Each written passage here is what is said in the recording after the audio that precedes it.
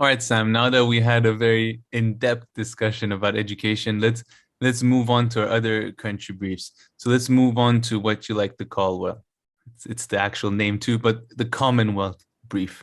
So why don't you get us started? I think you're like one of the only people out there using the word Commonwealth, but it's all good. Yeah, I was talking to a friend that if anything positive comes out of Spar&Brawl, I want the Commonwealth just to become more, gain more currency and become more usage. The Why? Commonwealth word. I don't know. I love the idea. But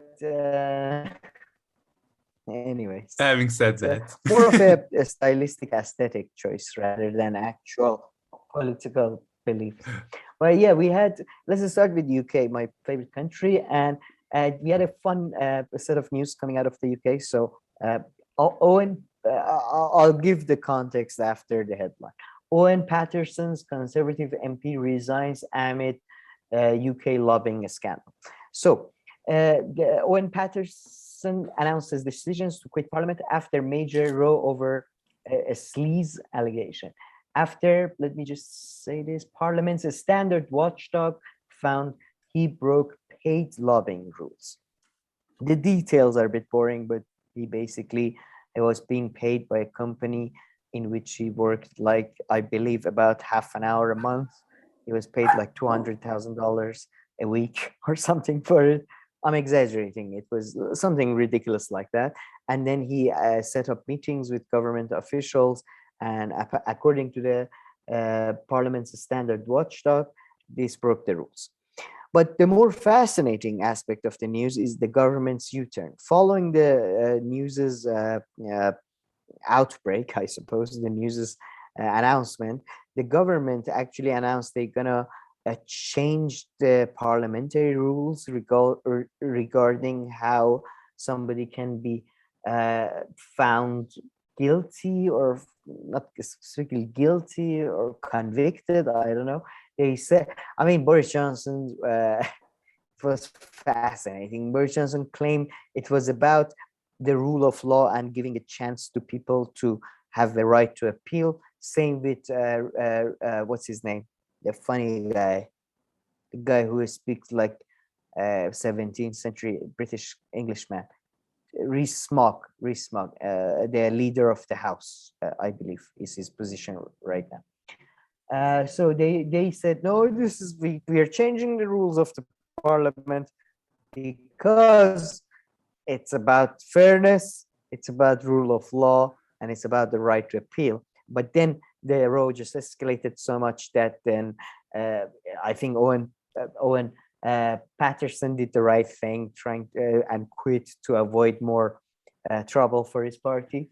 Did the right thing, by the way. I don't mean the corruption parts. Yeah.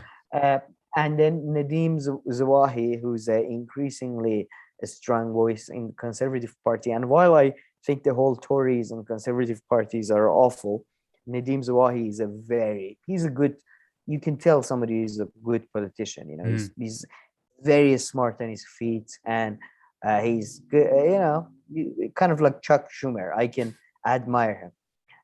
He came out and he said there were mistakes in the handling of the situation and all that. But, Angela Rayner, the deputy shadow prime minister, am I saying? I'm not sure. She and she has like 6 different positions now in Labour. So, she made a relatively good appearance in prime minister question times, and so in the end he was forced to quit the parliament over his scandal. And Boris Johnson's U-turn as their Yeah, so I was as gonna say, so right. Johnson is being accused. This is one of the things he's being accused to have done a U-turn on. Yeah, because I think they abandoned the. I'm not sure if they. I'm just looking through my notes. Sorry. I think they abandoned. Yes, plans to immediately scrap the parliamentary standard systems were dropped amid public fury as the Tories were accused of acting to protect one of their own. So yeah, I mean, by the way, I believe a famous writer, he's a bit of a conservative. Simon something makes this point. I'm not completely against U-turns. Like Of course. this is one Yeah.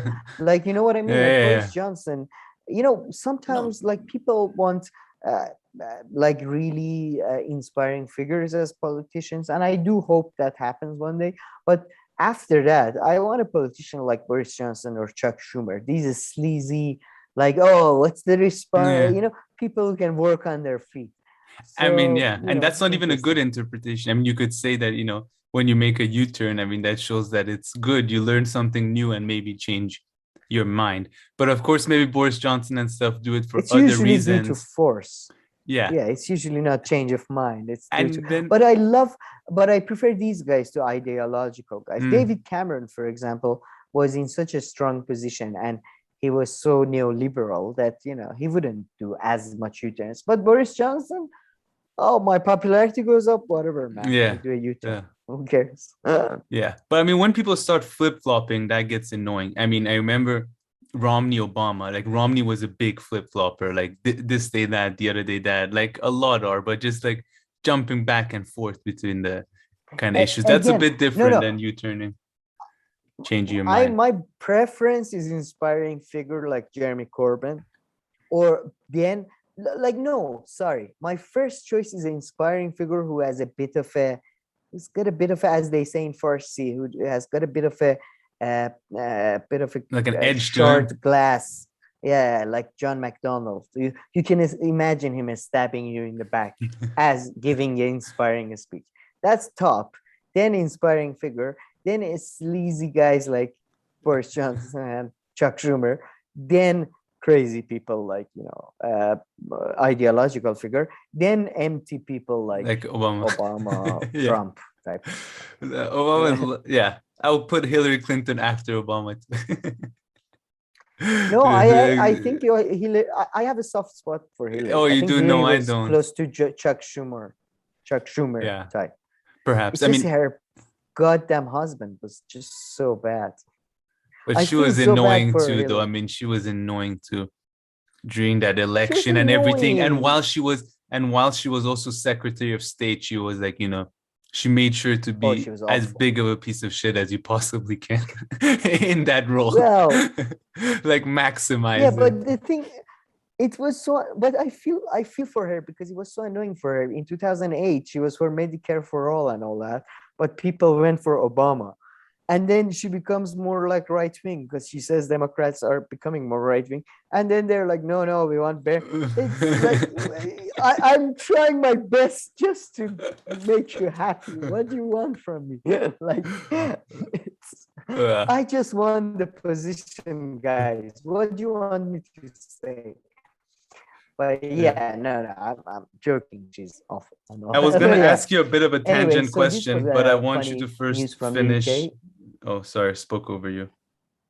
Is that it, the No, UK no, go part? ahead. Is that it, the No, UK no, I part? have uh no, I have something to do with labor as Oh, well. all right. So right before you just say that, I just sometimes I think about it. I'm like, do you think Hillary and Bill Clinton like exchange one word or two words per year, or even when they see each other face to face, like accidentally they don't speak to each No, other? yeah, I mean, I'm sure they have regular talks about their, foundation and finances. I doubt any of it is regarding their marriage Oh yeah, that's or, for sure. that's a first. But yeah, they have to. You I'm sure think so? most of it is Hillary just saying, "What the fuck, man? Like, Yeah. how can you be so like? I mean, Jesus Christ! Like, I think most of it is Hillary just just blaming herself for like, oh god damn, why did I choose this idiot? Hey, if I was him, I'd be like, listen, I gave you the name. Don't complain, okay? You had the chance. I think Hillary would have, if You she think Hillary made would have done better without being associated to Bill ever?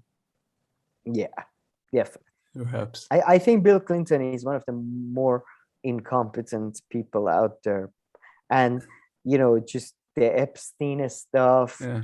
the NAFTA, the Telecommunication Act, the womanizing. I Being mean, vegan. No, I mean, I'm it's joking just, about the last one. is he a vegan? Is he a vegan? Yeah. I'm sorry for the vegans. He's giving you a bad, but yeah, it's just yeah. I don't know.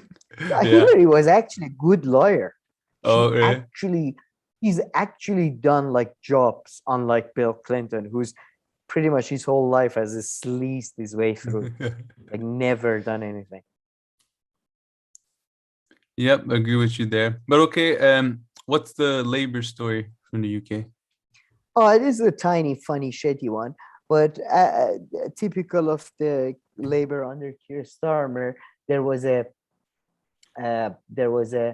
breach of members' data, so a cyber attack on the labor website by an unnamed third party, and you know, the usual suspects are being discussed, which are you know,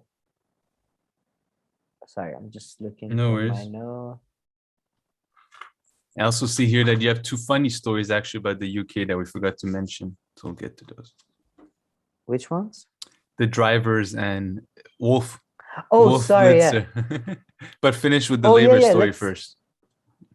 Yeah, the labor story was just that the members' data was breached, and typically some people try to blame Russia and stuff. But the Lorry one and the CNN one are the better one. Let's go with those. The Lorry one is great. It's just awesome. I'll play the video. It's a bit of a, yeah. All right, let's play the video. The Tory government's response to a shortage of HGV drivers has so far been pretty underwhelming. At Tory party conference, Boris Johnson said it wasn't his job to sort out shortages on supermarket shelves. And the government's pledge to grant 5,000 emergency visas to lorry drivers has so far attracted only 20 successful applicants. Now, in a bid to save Christmas, the Tories have come up with a new plan, getting prisoners to work as lorry drivers. But as this viral TikTok video shows, there's a chance the plan could backfire. Now, prisoners could be part of the solution to the recent lorry driver shortage, according to the Justice Secretary. Go on. A radical plan was unveiled today where serving inmates will be recruited to drive trucks. Yeah, go on. It's seen as offering offenders a second chance, but there are doubts. So Wait for it. just how much it'll actually help is our consumer editor, Chris Choi. Wait for it. Government Justice Secretary, driven by a prisoner. Dominic Raab today highlighting a scheme where convicts are helping with the HGV crisis. Here we The go. wheel was Dean. He's on day release from jail working in haulage. His offence was importing drugs involving a lorry.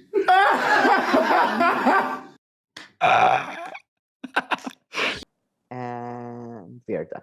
All right. So the lorry one, you have the fantastic part is Dominic Raab, this poshest man of posh people. I used to, yeah, like he's boarding the school, you know, go, oh, hello, and then he has That to was a wear good this one. like, you know, sort of, yeah, he has to wear this like, you know, these the things that make you what do they call them, the stuff that make you brighter at night, bicycle people. Oh. I don't know the jacket. I don't know what Workers wear them. Yeah. Jacket, yeah, the jacket, fluorescent fluorescent. jackets. He has to wear those, and then gets into a lorry, and he's like, oh, yes, hello, this is a lorry. I've seen this before, sure. You know, I've never I don't have everything delivered to my gates, but you know, but then you have that. So the Labour government, so sorry, the Conservative government is trying to. One of the ways they're trying to combat the lorry driver shortage is they're trying to have prisoners have drive lorries on their days So that's off. true. That's real, right? Yeah, that's real. Yeah, that's a real scheme. But I'm for that scheme though. I think that's a great scheme. I think most people who are in prison are like that's the thing. I was so disappointed with Novara Media's coverage because they just focused on the negative aspect of it. Because the lorry driver, one of the lorry drivers they hired, the reason why he was in prison was because he was basically smuggling stuff with lorries. That's smuggling drugs through lorries. But then again, who's better to drive lorries than a smuggler? You know, so I think it's a good. I mean, the whole marketing thing with Dominic Raab, the most posh man in Britain since Dave Cameron, sort of trying to, figuring out what the hell is this.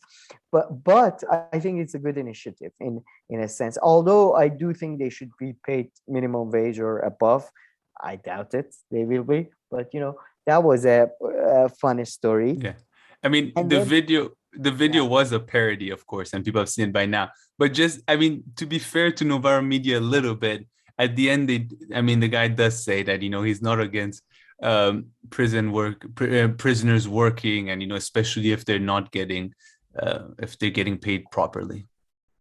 most prisoners, in my view, are I mean, there's an easy most term. They prisoners they are- distinguish between violent and non-violent prisoners. Oh, that's, yeah, non-violent. That's probably yeah, a whatever. first step that you can start with. But yeah, if you have First, experience yeah. driving, if you were the guy exactly.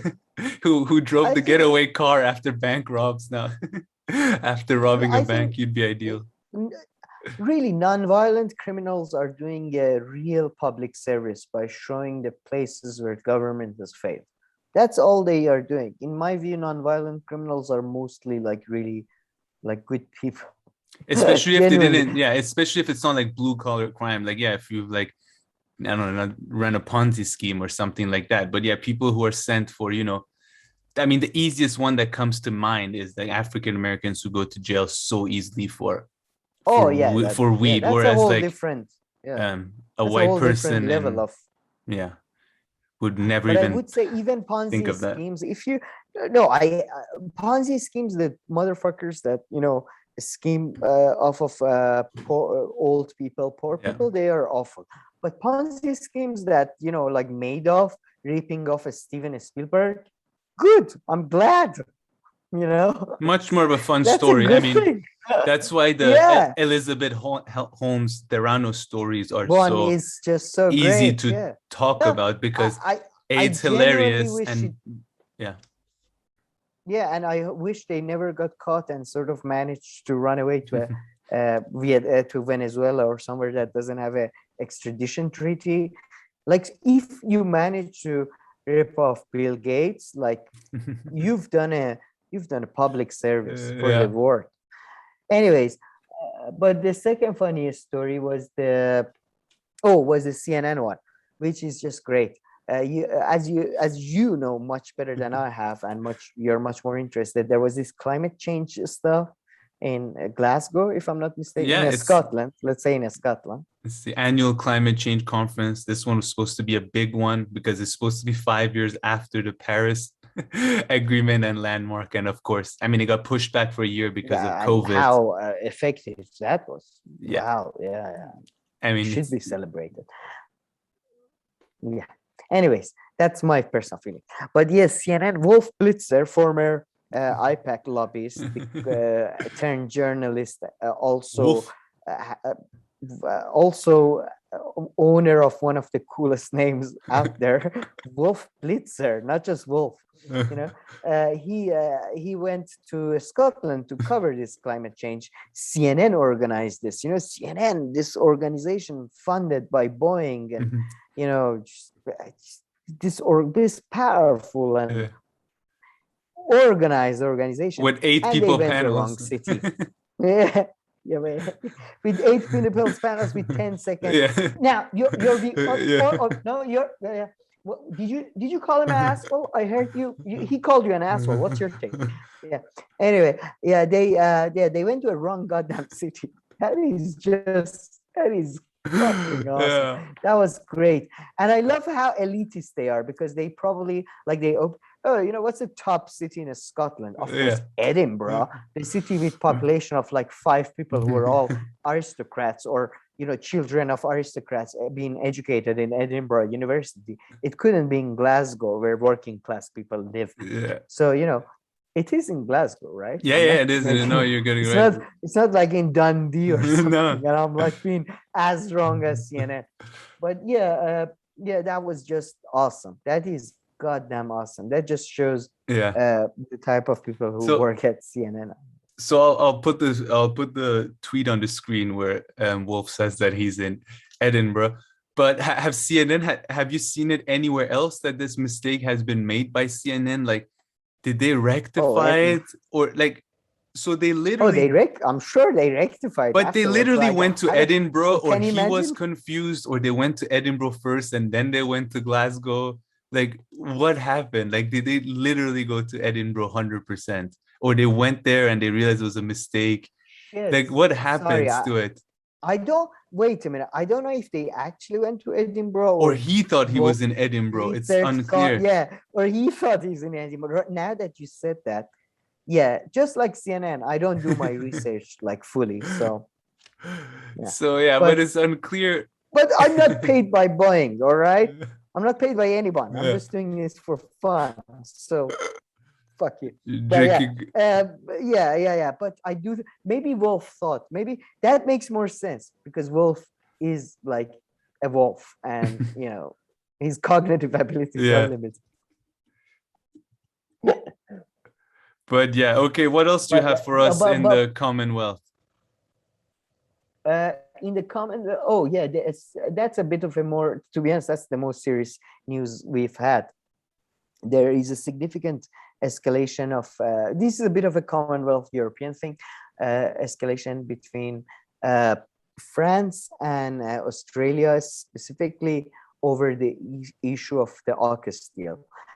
Australia, I mean, I've been trying to understand this fully, but to be honest, as many other things, I haven't been able to.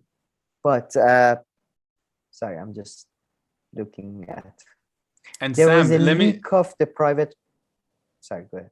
Sorry, I'm really sorry to interrupt you, but I actually wanted to say this. So it's not that, and now I remember, it's not that he just tweeted that he was in Edinburgh. In the photo, which people would see, along with a photo of him set up with Edinburgh Castle in the background, the broadcaster wrote. So it seems to have gone So he was further, in the Edinburgh. confusion. Yeah. So anyway, the confusion goes further than him just, writing Edinburgh instead of Glasgow in the tweet. Because yeah, I just remembered it looks like he's in Edinburgh. Yeah, he was in Edinburgh. Yeah, Or maybe they photoshopped. No, Is that possible? I guess they put the wrong picture. Or no, I mean this doesn't look eyebrows were raised on Monday when very news anchor announced Wolf is the news anchor. No, you want this is inside Poirot's mind right now. Yeah, rumors have swirled around the conference that a mix-up at the White House has left several American media teams based miles away from Glasgow. So yeah, I think we need to get Matt Taibbi or something on this to get to the bottom of it. But there seems to be they definitely George Galloway. beyond. George Galloway would be good on this. Yeah.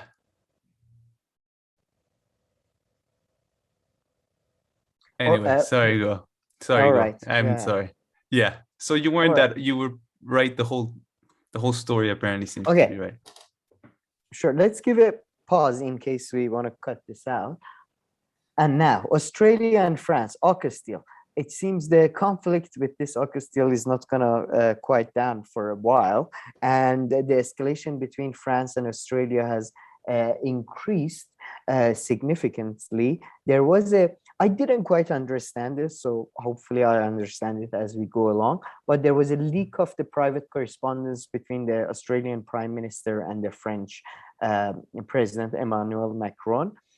And the correspondence are a bit murky. And in my view, in a very small way, justify Australia's position. That is from what I've read. Although that is not the way it's been covered. Everybody seems to have taken France's position.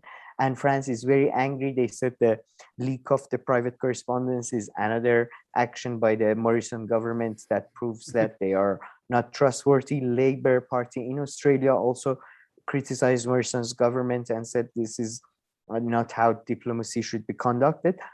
But the private correspondence itself points out to the to a couple of conversations in which, for example, Emmanuel Macron emphasizes the fact that he's not, he doesn't like to be a loser.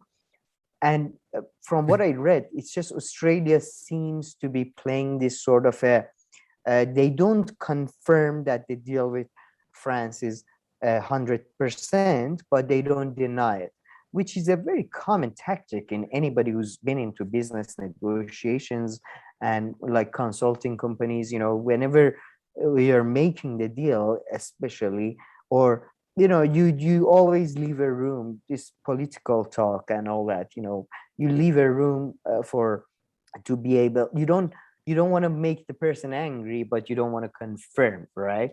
So that's the impression I got from the very few messages I read.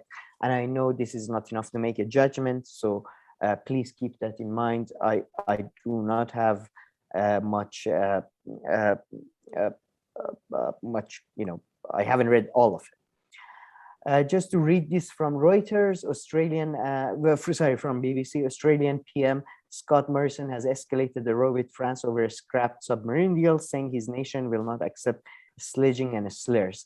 This was after it came out that Biden apparently told Macron, or implied to Macron, that US didn't know about, thought France was informed about the deal. But then France took a harsher line on Australia. And by the way, some of the Australian leaked correspondence does suggest that US did know about not that they specifically knew that they're going to scrap that deal, but they knew that, well, they were carrying their own negotiations, so they knew something was going on. So they're saying that the original deal between Australia and France wasn't as sealed and secured as the French made it seem like. Exactly. Yes. It's like Morrison clearly and Australian government, they do clearly express some concerns, and there is one correspondence, I believe, in which they do say that, guys, this does, because we approved, like, I mean, it's so technical, sorry for my lack of understanding, my apologies, but like they say, because we passed that stage, it doesn't mean the other things are approved or something. Gotcha. So yeah, and I think they do have a case. I mean, I'm not a fan of Scott Morrison at all, so this is a bit like it's going against my nature right now, and my body, every atom in my body is like, yeah. But at the same time, they do seem to have a case that France, it does seem like a pattern of behavior by Macron trying to galvanize the right and nationalism and trying to position himself as the second goal or whatever, which in my view is very misleading. But, yeah, and I mean, he has a big election. I have most of the articles I read from Anglo world, BBC Persia, BBC Australia, Guardian, a couple of American news outlets. So my view is highly biased. I'm sure if I didn't find anything on France 24 on it during the last 2 days. So, very biased view. Got you. And yeah, and I mean, I was just going to say that, Macron has a big election coming up. I think both of the last presidents of the last two French presidents were both one-term presidents, if I'm not mistaken, Sarkozy and Hollande. So didn't Sarkozy win a second term? I believe not, though. Didn't know. I don't think so. Yeah, you're right. And Hollande also was right. One term. So I think Macron is. Hollande, I don't know why, but Hollande felt so much shorter than. In France, do they call elections or are they fixed terms? No, I believe they're fixed. Yeah. But Hollande felt just such a. Well, I mean, he didn't speak English, so you probably never. Sorry, no. Excuse my French, so to speak, but sorry, my headphones. Yeah. Sorry about that. As soon as I was going to say bad word, it seems that But I was going to say that in my lifetime, at least in my experience, I've never seen a president that felt more like a fart in a wind than Hollande. Like. And I might have a reason. I might have found the reason why. He was actually a fart? Go ahead. No, it's not that good. But Wikipedia here, which I forgot, he didn't even seek re-election in the 2017 election. for which polls Oh. suggested his defeat in the first round. So I guess that's probably why you even remember him less. And Oh yeah, I remember, Sarkozy tried. Yeah. yeah, and I remember he didn't speak English either, like not at all. I do remember him on his bike going to visit his mistress, and the whole world going, "What the fuck is going on? How can this guy has a mistress? Like this is." Hey, he I was remember president. it was a very sad week for me. I know, but have you looked at the man? Like Jesus, I don't know what's going on in France, but yeah, it and, seems like an interesting country. I should move there. and apparently he was a socialist, but he was part of the socialist It party. was interesting. One of his major rivals in the party was his ex-wife, who was like a socialist from what, or ex-girlfriend. In case of France, there's cousin girlfriend. Yeah, I don't remember that, but Sorry, I think my prejudices are coming a bit. but It's all okay. jokes. Anything else, Sam? On Europe or Commonwealth? No. No. I tried to come up with more things on Commonwealth, but no.